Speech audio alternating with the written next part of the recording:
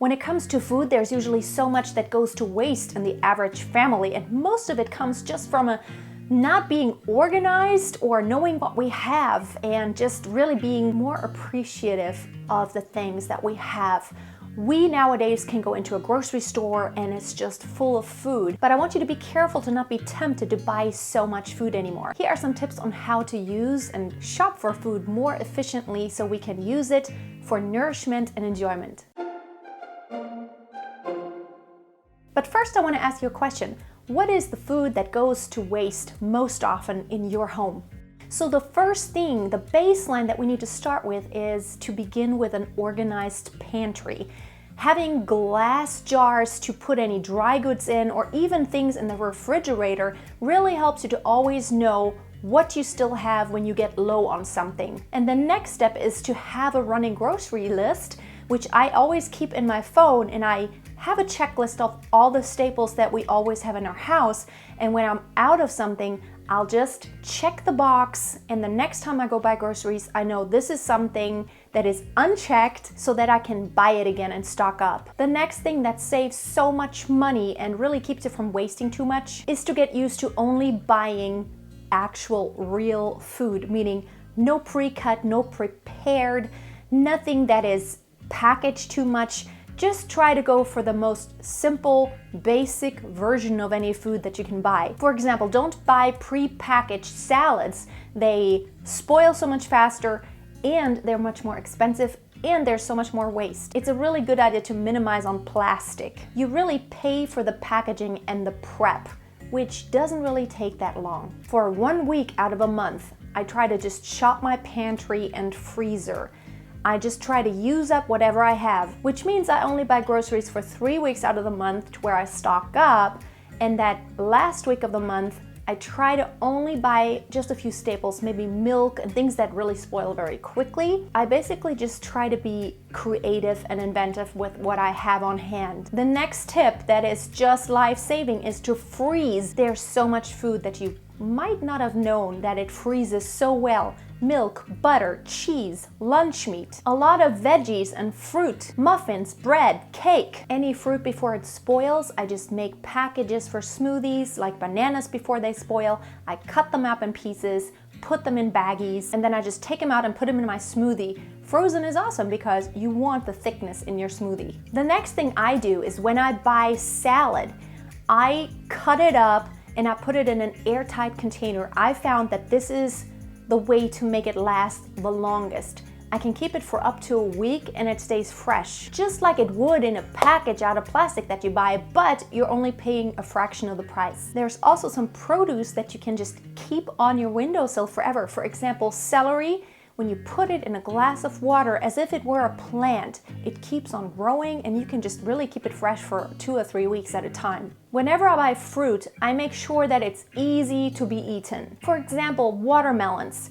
It would be hard just to take an entire watermelon for a kid and eat it, right? So I always pre-cut it, put it in an airtight container, and it stays fresh for several days, and that way it does get eaten. It never goes to waste. When I buy grapes, I wash them and I take them off the stems, put them in a glass, put them in the fridge. First of all, everybody can see them, and second of all, it's so easy just to grab a handful of grapes. And also when I make the lunches for my daughter in the mornings, it's so easy just to grab something, put it in a container when it's already prepared like that. The next tip has to do with your fridge. You want to avoid opening the fridge a lot, especially in the summer when it's hot. Well, here in Germany, we don't really have air conditioning, so it does get warm in the house quite a bit. So really try to think what you want to get out of the fridge. And also when you keep your fridge pretty clean and wipe it out every once in a while, it really keeps too much bacteria from growing in there. And I really believe that it does help to keep food fresh for longer. Whenever you want to cook a recipe and you're not sure if you are gonna cook it like in the next couple of days or maybe only in a couple of weeks time,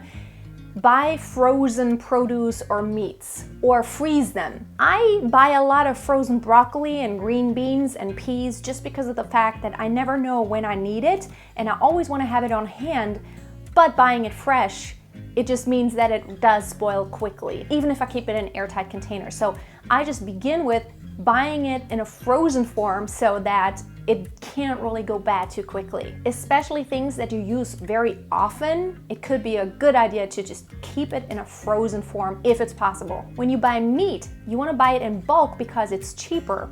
And also sometimes you can get deals like buy a cow or buy a half cow. We do this sometimes.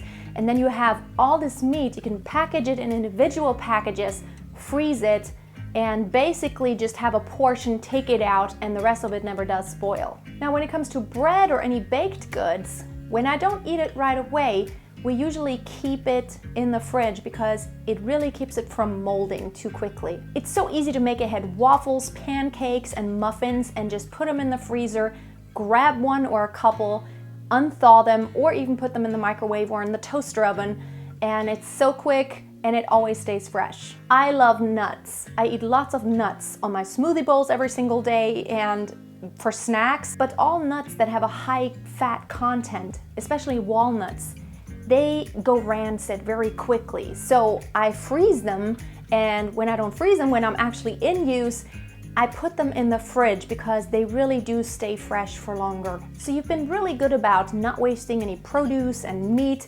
but now you have leftovers from meals that you've cooked.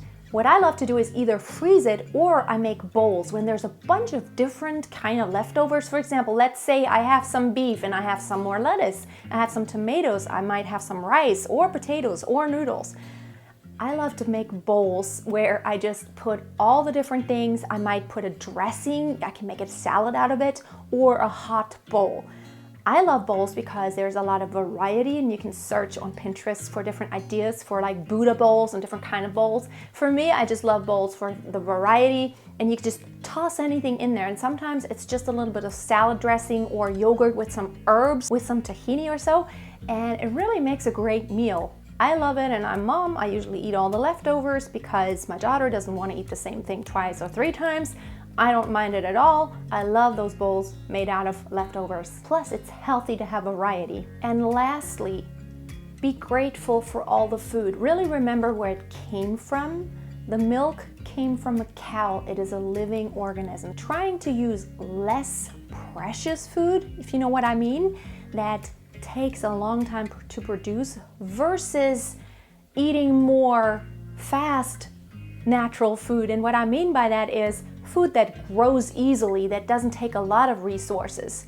I think minimizing on those complex foods and maximizing on very simple things, just like a bunch of apples that grow locally. I stock up on that as much as I can. We recently had plum season, and I have a bunch of plums that I cut up and put in the freezer, and I can either make a cake out of them or put them in my smoothies. I also have frozen zucchinis in the freezer because a friend of mine had a bunch of zucchinis from her garden, and I was happy to take them. I just cut them up and freeze them, and it's perfect for stir fry. I think being grateful and appreciative of the resources, even when you eat, really helps you to minimize and to live more simply and to have less waste, in addition to being more frugal and saving money. When you really think about it, 1,000 years ago, we didn't have access to all the food that we have nowadays. And I think sometimes the best things are the simple things.